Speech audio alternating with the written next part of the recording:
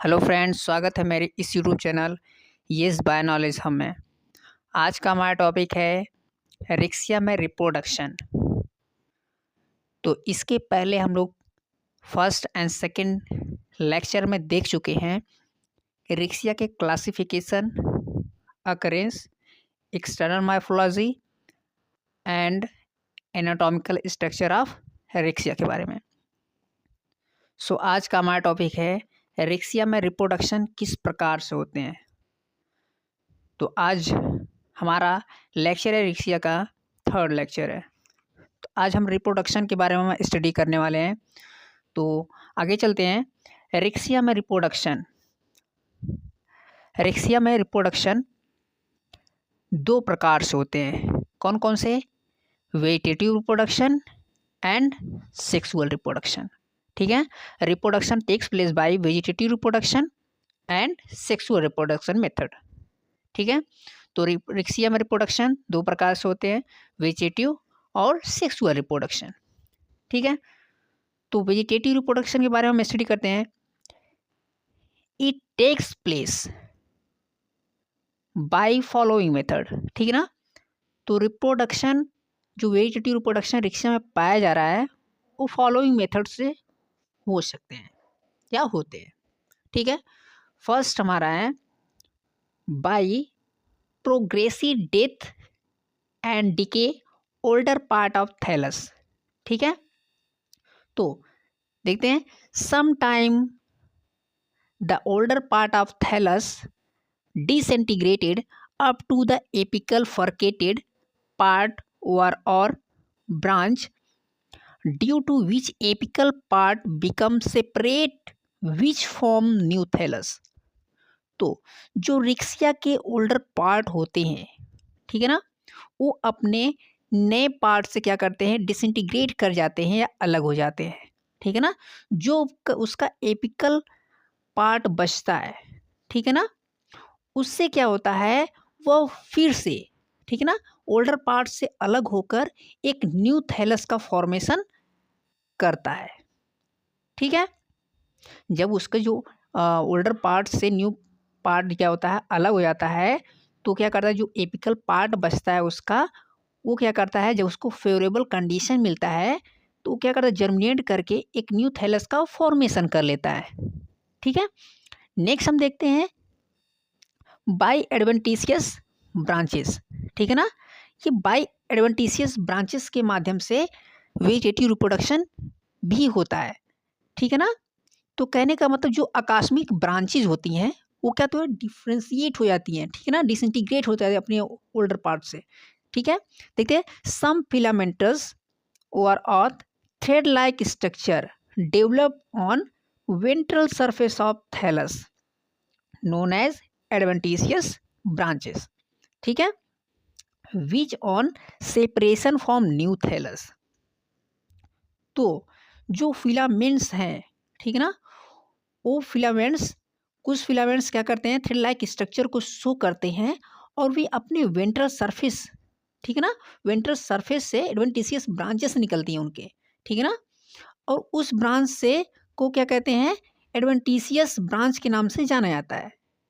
ठीक है, और वो ब्रांच अपने ओल्डर पार्ट से क्या करती हैं, अलग हो जाती हैं, सेपरेट हो जाती हैं, और वो सेपरेट हो करके एक न्यू थैलस का फॉर्मेशन करती हैं।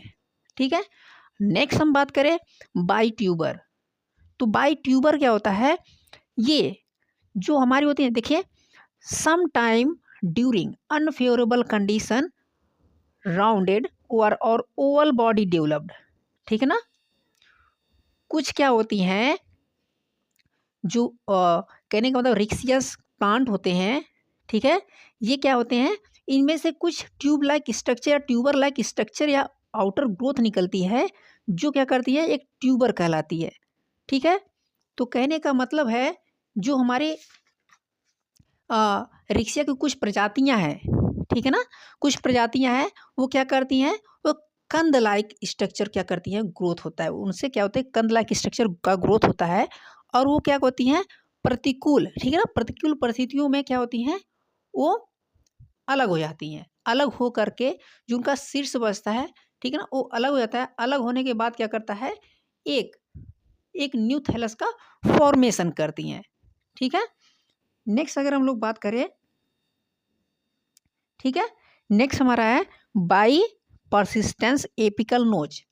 ठीक है ना, बाई परसिस्टेंस एपिकल नोच। तो ये क्या होता है, तो देखते हैं, some time during unfavourable condition whole thallus disintegrate except the apical notch. ठीक है, कहने का मतलब सम टाइम, ठीक है ना, ड्यूरिंग अनफेवरेबल कंडीशन में क्या होते हैं, थैलस के कुछ प्लांट्स क्या होते हैं, सभी प्लांट्स क्या होता है, डिसेंटीग्रेट हो जाते हैं। ठीक है ना, अनफेवरेबल कंडीशन के कारण। ठीक है ना, और एक्सेप्ट द एपिकल नोच, एपिकल नोच को क्या करते हैं, छोड़ करके। ठीक है ना, एपिकल नोच को छोड़ करके बाकी ये क्या होते हैं, डिसेंटीग्रेट हो जाते हैं। और फिर से वो persist till the return of favourable condition, जब उसको फेवरेबल कंडीशन मिलता है, ठीक है ना, germinate and form new thallus. ठीक है ना, तो जब उसको फेवरेबल कंडीशन मिलता है तो वो क्या करता है, जर्मिनेट करके, ठीक है ना, एक नए थैलस का फॉर्मेशन करता है।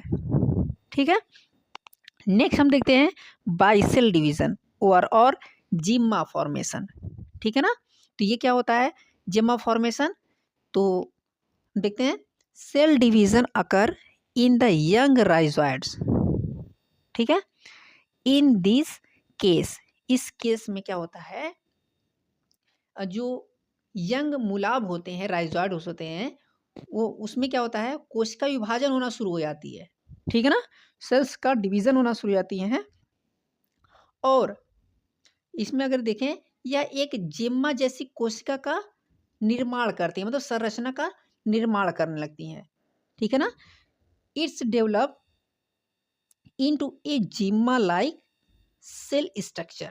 ठीक है ना, तो ये जिम्मा लाइक सेल स्ट्रक्चर का फॉर्मेशन करना शुरू कर देती है और एक न्यू थैलस के बाद में फॉर्मेशन कर देती हैं। ठीक है, नेक्स्ट अगर हम लोग देखें, बायराइजोइड्स के माध्यम से भी होता है वेजिटेटिव रिप्रोडक्शन।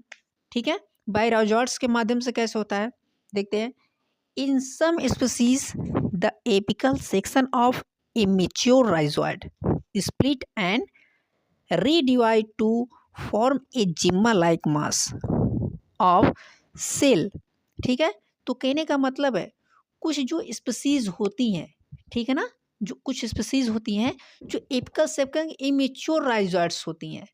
ठीक है ना, जो अपरिपक्व मूलाभ के शीर्ष को क्या करती हैं, खंडित करती हैं। ठीक है ना, या खंडित हो जाती हैं और कोशिका के एक जैसा क्या करती हैं, जेम्मा जैसी कोशिकाओं का एक समूह का क्या करती हैं, फॉर्मेशन करती हैं। जैसे कि अगर हम लोग बात करें रिक्सिया ग्लैका, ठीक है ना, ग्लौका जो होता है, ये क्या करती है, इसके सेल्स पे जिम्मा लाइक स्ट्रक्चर को क्या करती हैं, फॉर्मेशन करती हैं। ठीक है ना, जो क्या किए होती हैं, कोशिका में क्लोरोप्लास्ट होते हैं, इसके कोशिका में क्या होते हैं, क्लोरोप्लास्ट होते हैं, जो एक थैलस का फॉर्मेशन करने में, ठीक है ना, हेल्प करती है या कैपेसिटी उसमें होती है। ठीक है ना, तो क्या होता है, redivide to form a gemma like masses. ठीक है ना, of the cells, these cells include chloroplast and have the ability to form new thallus। ठीक है ना, उस जो क्लोरोप्लास्ट कंटेन किया हुआ सेल्स रहता है, ठीक है ना, उसमें वो एबिलिटी रहता है। ठीक है ना, मतलब एबल रहता है किसके, एक न्यू थैलस का फॉर्मेशन करने में क्या करता है, एबल होता है। ठीक है, या उसमें क्षमता होता है एक न्यू थैलस का फॉर्मेशन करने की। ठीक है, और नेक्स्ट वीडियो हम इसके बाद देखने वाले हैं सेक्सुअल रिप्रोडक्शन। ठीक है ना, रिक्सिया में सेक्सुअल रिप्रोडक्शन किस प्रकार होता है, इसके अगले वीडियो हम इसके बारे में जानेंगे।